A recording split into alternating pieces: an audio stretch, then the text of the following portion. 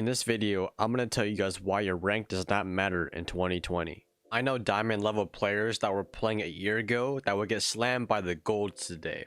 We all want to hit diamond if you're watching this video, but we're all stuck at our own personal ranks. And we're dealing with different problems like teammates, aim, game sense, and just the game in general. You may be thinking that if you're not a high rank, no one will want to play with you, but I'm going to tell you right now that's false, and that's all in your head. Let's start from the top.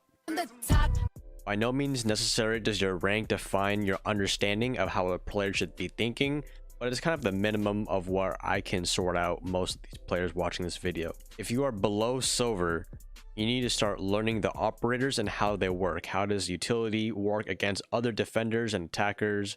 Can attackers combine their utility and work against defenders? Like if there's a shield in front of you, most likely there's going to be a Jaeger device which can catch flashbangs, grenades, any kind of explosives that attackers are trying to clear out. That's why the attackers need to help burn the ADS and eventually take out that shield. It's really nice to know how most of utility works with all the operators. That way you won't get caught off guard in most situations. And a lot of things I see in silver elo is that people are not bringing hard breachers, they're not dealing with the shields, they're not dealing with certain roamers. It's just a lack of disorganization and people not doing things to help influence win the round. The next thing, if you're below silver, is that you need to start learning the maps, the basic callouts and main entry points. What I mean by that is, where do you need to hard breach from? Where do you need to basically take map control that can help you influence the attackers / defenders to win the round? When you're below silver, map knowledge is really important. Make sure you know all the names of the maps, how they work out with the rooms, kind of the basic knowledge of the basic callouts, rooms. You don't have to know every single callout in the map, but you kind of need just to know the general how things work out. And also how to attack and defend a site. I have multiple videos coming soon about how to map guides and how to attack, how to defend. But most of the time, the best way to learn the maps is actually be playing them. You're going to die a lot. You're going to get a lot of kills on it. It's just all about learning and playing the game a lot. On every specific bomb site, you want to know the places to hard breach, the safe windows, where can you attack safely, can you join yourself in, and different entry points, because some people always take the same route and they always die getting shot in the back. But it's really good to position yourself in a good spot. If you don't know where to attack yet, either watch YouTube videos or watch streamers, learn from other players as well. Man, how does this work out for X player? How can this work out for you too? And how can you mimic that? Another thing, if you're below silver, is that you need to start building connections with players. Solo queuing in silver and below is really hard, and you're not going to rank up very fast in those ranks by solo queuing. There's going to be games where you win really easily or take a hard loss, but building connections will slowly put you into the 5 stack, that will help you in the future when you hit gold and platinum. And along for movement and aim, those will come within practice of just playing the game. And you're never stop improving your aim, because there's no reason for you to cap yourself with your aim. Unless you don't have aimbot, you gotta still keep practicing. Now that you're out of silver and you're going to low gold, now you need to start thinking about forming friend groups, but you're still adding people, because don't get too attached to people in gold and silver, because eventually you're going to filter out a lot of bad players and you're going to move on to better players, and that's going to mean you're going to have to drop all those friends you made in gold. But that's the sacrifice you're going to have to make if you want to start playing with better players to get you a higher rank.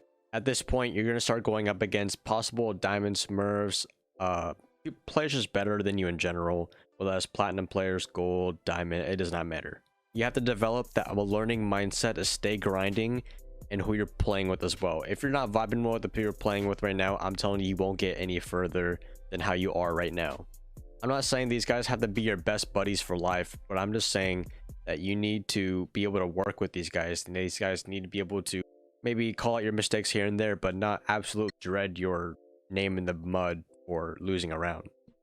You're gonna die a lot of stuff, you're gonna lose a lot of games, but that's just all part of learning, and you're in the process of becoming a better player.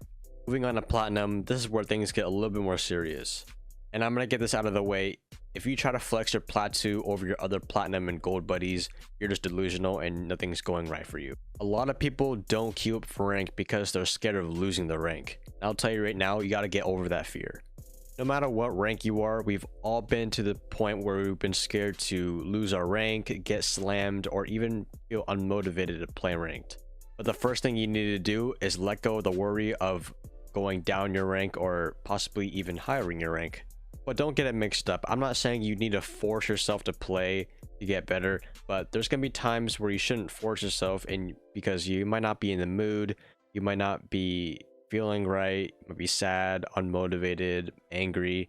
That's where you're going to want to take a mini break, but you don't want to take long breaks of worrying about losing your gold 1 over a gold 2 rank, you know? As we get to the end of the video, I just want you guys to know this. The higher the rank you want to achieve, the little bit higher amount of effort you're going to have to put into the game, whether that's time, friends, etc. You could have a pretty decently high rank, but is your skill actively consistent in that rank? You got to ask yourself that question. Don't overthink the short term for ranked. Just because you lose a few games doesn't mean you're going to be stuck there forever. With the right amount of efforts and the right people to play with, you will rank up higher than you lost. Just don't regret not playing a lot in the beginning of the season when you should have. Every season your rank resets, so what are you holding on to? What are you waiting for? Are you gonna wait for someone to carry you? Who cares? I don't care if you care. Nobody's gonna care if you have a lower rank than your buddies because it's all in your head. The next time you watch a good player, just know that they're just like you and you can be just like them, maybe even better. You're just really early in the process.